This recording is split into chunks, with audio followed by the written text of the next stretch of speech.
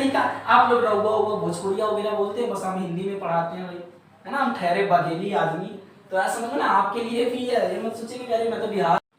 जय हिंद साथियों, मैं आ गया एक और नई वीडियो में। प्लीज भागिएगा नहीं इस वीडियो में, आज काफी मजा आने वाला है मेरे साथियों। चाहे आप किसी भी क्लास में हो साथियों, अगर आप साइंस के स्टूडेंट हैं मेरे साथी, अगर बायो के स्टूडेंट हैं, केमिस्ट्री के स्टूडेंट हैं, तो मेरे साथी आज मैं आपको एक ऐसी टॉपिक बताऊंगा जो आप सब के लिए बहुत ही महत्वपूर्ण है मेरे साथी। मैं बता दूं कि आज की टॉपिक मैं आपको बताऊंगा सार्थक अंक। क्या बताऊंगा मेरे साथी? सार्थक अंक, जो कि किसी भी क्लास में आपसे कंफर्म है कि आपके टॉपिक में वो सार्थक अंक जरूर होगा, और आपके एग्जाम में भी सार्थक अंक पूछता है मेरे साथी, खास तौर पर क्लास 9th और क्लास 11th के लिए। मेरे साथी मैं बता दूं कि आप अगर चैनल पर नए हैं तो चैनल को सब्सक्राइब करें। आप देख रहे हैं बघेली एजुकेशन, और बघेली एजुकेशन में मैं सचिन सर आप लोगों का स्वागत करता हूं। चलिए आपका टाइम वेस्ट ना करते हो, हम अपने टॉपिक को वेस्ट करें और आज हम आपको बता दें कि भाई सार्थक अंक किसे कहते हैं। सार्थक अंक निकालने के नियम क्या होता है, आखिर हम कैसे पता करें कि किसी संख्या में, किसी डिजिट में कितने सार्थक अंक हैं। मेरे साथी देख लीजिए सार्थक अंक, ठीक है ना, इसकी परिभाषा आपको हम दिखा दें। परिभाषा क्या है, इसलिए मैंने बोर्ड पे लिख लिया कि आपको समझ में आ जाए, आप स्क्रीनशॉट भी ले सके। चलिए आप एक बार समझ लीजिए, फिर आप स्क्रीनशॉट भी ले लीजिएगा। देखिए, किसी संख्या के उन अंकों को, किसी संख्या के उन अंकों को, मान लीजिए कोई संख्या लिखी हुई है, उन अंकों को जिनके द्वारा किसी भौतिक राष्ट्र, क्या किसी भौतिक राष्ट्र के परिमाण को पूर्णतः उसके यथार्थ मान तक व्यक्त करते हैं, सार्थक अंक कहलाते हैं। मेरे साथी आया समझ में? फिर से एक बार समझने की कोशिश करें और नियम पढ़ते हैं। जैसे हम नियम को पढ़ेंगे ना तो कंफर्म है मुझसे बनने लगेगा। मेरे साथी देख लीजिए, काफी मैंने देखता हूँ कि लोग से कॉपी वगैरह बताते हैं, काफी यूट्यूब में बताते हैं। आप देखेंगे तो यूट्यूब पे काफी वीडियोस पड़ी हुई, ऑलरेडी पड़ी हुई, लेकिन इसको ना थोड़ा सा फनी टाइप में पढ़ते हैं। हाँ, जब इस तस्वीर को फनी टाइप में पढ़ेंगे तो कंफर्म बनेगा ना। कहते हैं भाई हंसते खेलते पढ़ना चाहिए, हमें हंसते खेलते हुए रहना चाहिए। तो चलिए हम इसको हंसते खेलते ही क्या कर लेते हैं, पढ़ लेते हैं। फिर से एक बार समझने की कोशिश करते हैं। किसी संख्या के उन अंकों को, भाई किसी संख्या के उन अंकों को जिनके द्वारा किसी भौतिक राशि के परिमाण को पूर्णतः उसके यथार्थ मान तक व्यक्त करते हैं, सार्थक अंक कहलाते हैं। आया समझ में मेरे साथी? चलिए हम सार्थक अंक के नियम पढ़ते हैं, law of significant of figures, है ना। चलिए इसको हम नियम को पढ़ते हैं। तो हमारा पहला नियम, मैंने आपको 4 नियम बताया, कुछ लोग से क्या करेंगे 6 नियम बता देंगे, 2 नियम से उस पर ज्यादा महत्व नहीं है, इसलिए मैंने 2 नियम को नहीं बताया, आपको 4 मेन करके नियम बता रहा हूँ जो कि आपके लिए महत्वपूर्ण है।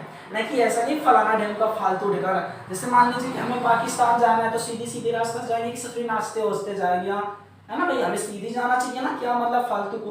भाई हमें खाना खाना ही है, भोजन करना ही है, तो हम भोजन आराम से, क्या मतलब हमें नाचते गाते या डांस करते हुए खाना को कर, क्या मतलब है। सो इसी तरह से हमें इसको भी करना है, नाचते खाते अच्छे से बढ़िया आराम से पढ़ना है ना। अब ये नहीं कि भाई हम इसको बहुत बड़ी कर लें, फालतू को देखते रह जाए, पढ़ते रह जाए, तो क्या मतलब यार, है ना। हमें थोड़ा सा उसे छोटा करना चाहिए, मतलब उसे सरल करना चाहिए, सरल भाषा में पढ़ना चाहिए, है ना। किसी भी टॉपिक को उसको आप एक सरल भाषा में एकदम हंसते खेलते पढ़िए, अपने अपने आप में क्या थोड़ा सा अनुमान लगाइए ना कि मैं इसको सरल कर सकता हूँ, है ना, बस ऐसा।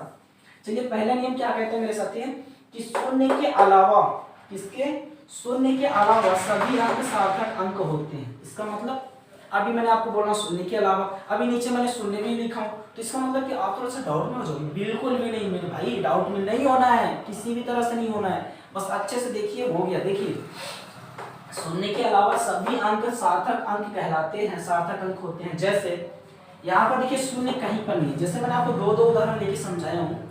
यहाँ पर 3, 2 और 4 है, यानी 3, 2 और 4 है। इनमें हमें बताना है कि सार्थक अंक कितने हैं। तो मेरे साथी देखिए, क्या इसमें 0 है कहीं पर? नहीं है ना। जब कहीं पर 0 नहीं है तो सार्थक अंक पूरी संख्या क्या कहलाएगी, सार्थक अंक।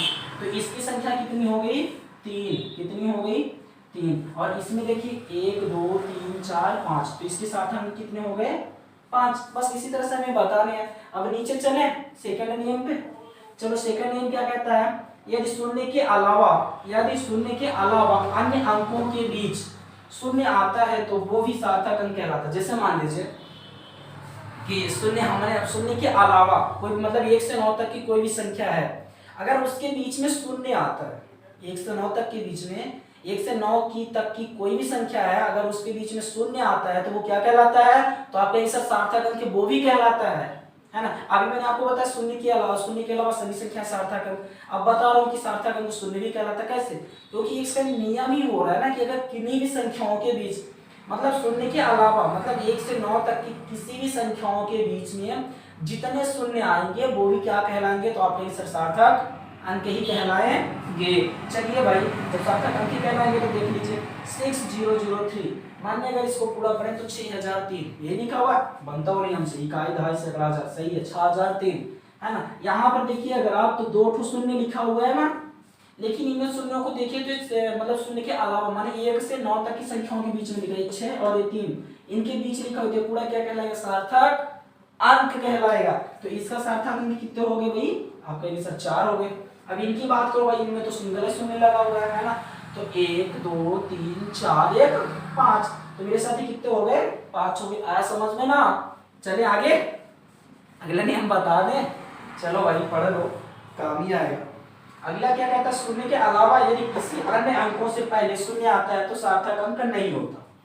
अब जैसे मान लीजिए शून्य के अलावा यदि किसी अन्य अंकों से पहले, मान लीजिए 1 से 9 तक की संख्याओं के पहले अगर क्या आता है? शून्य आता है, तो वो सार्थक अंक नहीं कहलाता। मेरे बच्चों लोग, कुछ बच्चे कमेंट्स कर रहे थे सर मैं बिहार से हूँ, सर मैं बिहार से हूँ, तो मैं बता दूं कि बिहार से हो तब भी आपके लिए यह टॉपिक इंपॉर्टेंट है ना। बिहार से हो फिर भी यह टॉपिक क्या है? इंपॉर्टेंट है। क्यों? क्योंकि भाई बिहार में भी सब्जेक्ट तो सेम ही है ना, बस पढ़ाने का तरीका। आप लोग रहुआ भोजपुरिया वगैरह बोलते हैं, बस हम हिंदी में पढ़ाते हैं भाई, है ना। हम ठहरे बघेली आदमी, तो ऐसा समझो ना आपके लिए भी है। ये मत सोचिए कि अरे मैं तो बिहार बोर्ड से हूँ, सब तो एमपी बोर्ड को पढ़ा रहे हैं, ऐसा कुछ भी नहीं है ना। चलिए, तो शून्य के दशम क्या बोले हम? शून्य के अलावा यदि किसी अन्य अंकों से पहले शून्य आता है, मतलब अगर 4 3 ये है ना, 1 से 9 के बीच पहले अगर शून्य आता है तो सार्थक अंक नहीं होता है।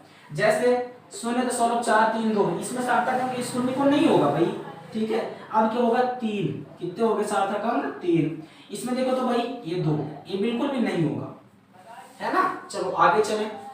दशमलव बिंदु के दाईं तरफ शून्य सार्थक अंक कहलाता है। यदि दशमलव बिंदु के दाईं तरफ शून्य आता है, दशमलव बिंदु के दाईं तरफ शून्य आता है तो वो भी क्या कहलाता है मेरे साथी? तो आप कहेंगे सर वो भी क्या कहलाता है? सार्थक अंक कहलाता है। चलिए मेरे साथी बहुत अच्छे समझना, मेरे को बता रहा हूँ, हंसते खेलते समझ में आ जाना चाहिए वीडियो देखते देखते। देखिए दशमलव के बाद हमने शून्य लिया है, हमने क्या लिया है? शून्य लिया है, तो वो सभी क्या कहलाएंगे? सार्थक अंक। जैसे 1 2 3 4, कितने? 1 2 3 4, तो इसके कितने हो गए भाई? सार्थक अंक 4। इसके देखो 1 2 3 4 5, अभी शून्य के दशमलव पहले वाला तो शून्य नहीं गिना जाएगा, तो 1 2 3 4 1 5, इसके कितने हो गए मेरे साथी? 5। चलिए मेरे साथियों आपको समझ में आ गया है ना, बहुत अच्छे से है। मैंने एक नोट के लिए हेडिंग लगाया था, एक आप नोट लीजिए। दिख रहा है? नहीं दिख रहा है, नहीं दिख रहा है, ये वाला दिख रहा है? तो इसके 4 होते हैं, इसके 5 होते हैं। चलिए आप एक नोट की हेडिंग बना लीजिए। किसकी? नोट। मैं यहाँ पे लिख देता हूँ नोट। नोट पे आप एक बात ये लिख लीजिएगा कि जो दशमलव होता है, क्या होता है? जो दशमलव होता है वो सार्थक अंक नहीं होता, दशमलव अंक को सार्थक अंक में नहीं गिना जाता मेरे साथ। बस ये आप नोट पे लिख लीजिएगा, है ना।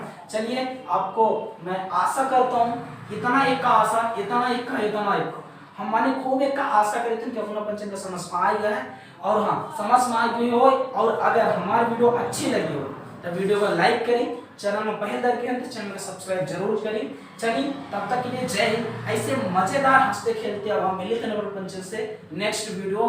तब तक के लिए जय हिंद, वंदे मातरम।